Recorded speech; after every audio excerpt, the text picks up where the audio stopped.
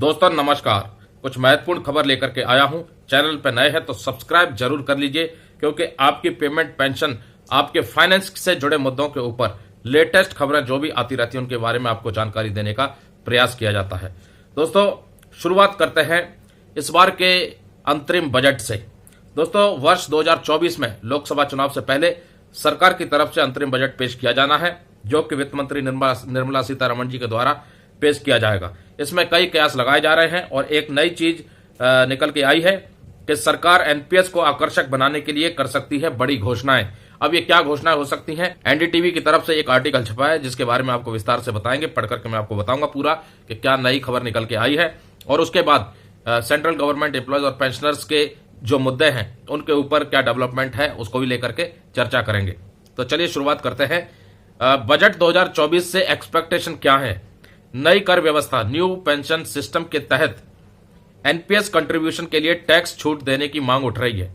अभी income tax की जो धारा है 80 CCD 1B के तहत एनपीएस में किसी व्यक्ति के 50,000 रुपए तक के कंट्रीब्यूशन पर ओल्ड पेंशन सिस्टम के तहत कटौती होती है, लेकिन न्यू पेंशन सिस्टम के तहत नहीं होती है।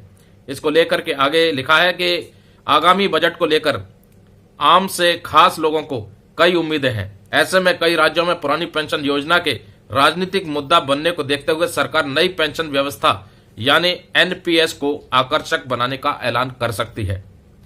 पेंशन फंड रेगुलेटर यानी पीएफआरडीए ने नियोक्ताओं द्वारा कंट्रीब्यूशन के लिए टैक्सेशन के मोर्चे पर कर्मचारी भविष्य निधि कार्यालय यानी ईपीएफओ में समानता लाने का अनुरोध किया गया है। इसको लेकर के अंतरिम बजट में कुछ विशेष घोषणाएं किए जाने की संभावनाएं बनती नजर आ रही हैं। वित्त मंत्री निर्मला सीतारमण 1 फरवरी को 2024-25 का अंतरिम बजट पेश करेंगी। वर्तमान में एनपीएस फंड में कर्मचारियों और नियोक्ताओं के कंट्रीब्यूशन में असमानता है, जिसमें कॉर्पोरेट द्वारा बेसिक सैलरी तथा महंगाई भत्ते के 10% तक के कंट्रीब्यूशन को पेंशन स्कीम यानी एनपीएस कंट्रीब्यूशन के लिए टैक्स से छूट दी गई है, जबकि ईपीएफओ के मामले में यह 12% है। तो ये जो असमानता है इसमें कहीं ना कहीं बैलेंस अप्रोच इस बार के अंतरिम बजट में दिखाई दे सकती है।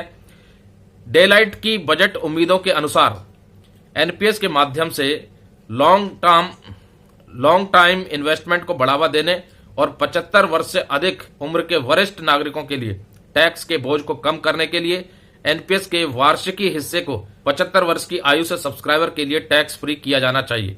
Financial advisory and audit service company Deloitte के अनुसार एनपीएस को ब्याज तथा पेंशन के साथ शामिल किया जा सकता है, ताकि यह सुनिश्चित किया जा सके कि 75 वर्ष से अधिक उम्र के वरिष्ठ नागरिकों को एनपीएस से प्राप्त आय पर रिटर्न दाखिल न करना पड़े। वर्तमान में 60% की एक मुश्त निकासी टैक्स फ्री है। सरकारी कर्मचारियों के संबंध में सरकार ने पिछले साल पेंशन प्रणाली की समीक्षा करने और उसकी बेहतरी के लिए उपाय सुझाने के लिए वित्त सचिव टीवी सोमनाथन के नेतृत्व में एक समिति का गठन किया था।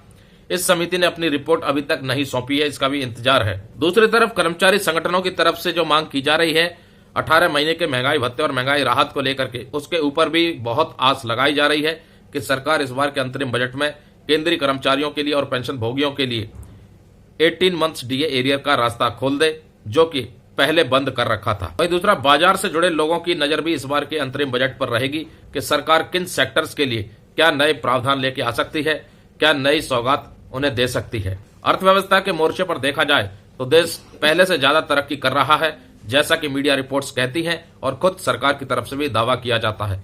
ऐसे में उम्मीद की जा रही है कि इस बार लोकसभा चुनाव का जो दबाव है वो कहीं न कहीं कर्मचारियों के फेवर में जा सकता है। पुरानी पेंशन बहाली को लेकर के जो नाराजगी है कर्मचारी संगठनों में, कर्मचारियों में, उस नाराजगी को दूर करने के लिए मौजूदा एनपीएस सिस्टम में बेहतर सुधार करने की उम्मीद कहीं न कहीं दिखाई दे रही है। टैक्स को लेकर के भी कई उम्मीदें लगाई जा रही हैं, लेकिन टैक्स स्लैबों में कोई बदलाव शायद इस बार के अंतरिम बजट में देखने को नहीं मिलेगा। क्योंकि इस बार का जो अंतरिम बजट है ये पूर्ण बजट नहीं है, इसलिए इसमें बड़े ऐलानों का होना शायद संभव ना हो, लेकिन कुछ ऐसे ऐलान हो सकते हैं जिसमें कि आम जनता से लेकर के मिडिल क्लास वर्ग और कर्मचारियों तक कुछ राहत सरकार की तरफ से दी जा सकती है। कर्मचारी संगठन बार बार सरकार पर दबाव डालने का प्रयास कर रहे हैं कि उनकी जो मांगे हैं उन मांगों को सरकार पूरा करे और उनके फाइनेंशियल मुद्दे जितने भी हैं पेमेंट और पेंशन को लेकर के उनको लोकसभा चुनाव से पहले रिजॉल्व करे।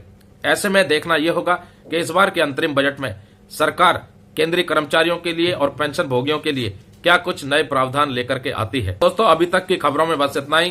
फिर से एक बार अगर आप चैनल पर नए हैं तो सब्सक्राइब जरूर करें, लाइक करें, शेयर करें और कमेंट करें। नमस्कार दोस्तों, जय हिंद, जय भारत।